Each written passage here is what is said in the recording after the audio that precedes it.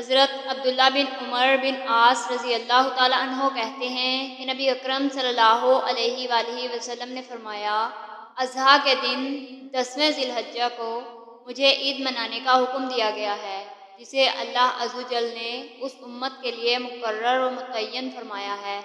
ایک شخص کہنے لگا، بتائیے اگر میں بجز مادہ اونٹنی یا بکری کے کوئی اور چیز نہ پاؤں تو کیا اس کی قربانی کر دوں؟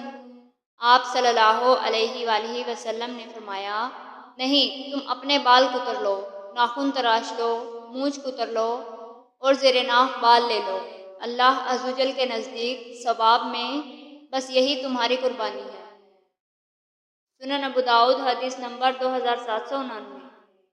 حضرت ابو سعید خدری رضی اللہ تعالیٰ عنہ کہتے ہیں کہ رسول اللہ صلی اللہ علیہ وآلہ وسلم سینگ دار فربت دمبا کی قربانی کرتے تھے،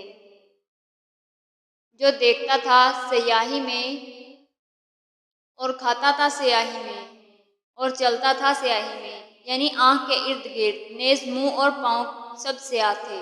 سنن ابو داؤد حدیث نمبر 2796۔